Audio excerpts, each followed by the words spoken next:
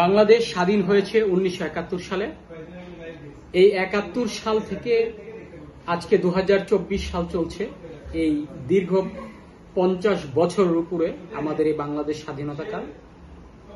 এই পর্যন্ত বাংলাদেশে যতগুলো দুর্নীতি হয়েছে, যতগুলো অপকর্ম হয়েছে, আমাদের বাংলাদেশের কৃষক, শ্রমিক, জেলে, তাঁতি অর্থাৎ আমাদের সাধারণ মানুষ না, যারা এ দেশের সর্বময় ক্ষমতার মালিক ছিলেন, যারা এই দেশের সচিব পর্যায়ে ছিলেন, যারা প্রশাসনে ছিলেন, যারা এ দেশের হর্তাকর্তা ছিলেন, একমাত্র তারাই এই বাংলাদেশের যে ভূমিকা রেখেছেন একমাত্র এই দুর্নীতিতে।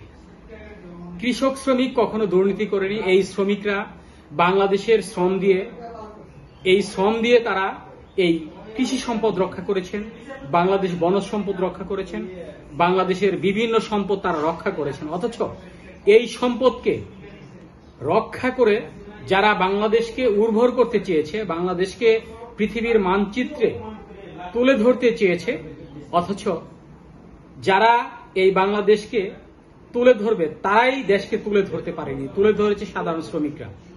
এই যে দেখেন আজকে বাংলাদেশের দুর্নীতি, কোটি কোটি টাকা পাচার করে এই বাংলাদেশ থেকে যারা সেকেন্ড হোম নামে পৃথিবীর বিভিন্ন দেশে, Canada, Australia, America, Italy, France, Taiwan, Malaysia, বিভিন্ন দেশে আজ পাড়ি জমিয়েছেন।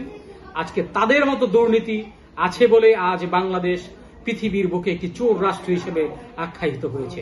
অথচ এই যে যারা এই দেশের জন্য পরিশ্রম করছে, যারা এই বাংলাদেশ থেকে সাধারণ বিমানে যে পৃথিবীর অন্যান্য দেশে শ্রমিক হিসেবে কাজ করছেন, তাদের রেমিটেন্সে আজকে বাংলাদেশের মানুষ বেঁচে আছে। বাংলাদেশের অর্থনৈতিক সামাজিক অবকাঠামো অত্যন্ত সুদৃঢ় হচ্ছে, শক্তিশালী হচ্ছে। অথচ এই শক্তিশালী রাষ্ট্রকে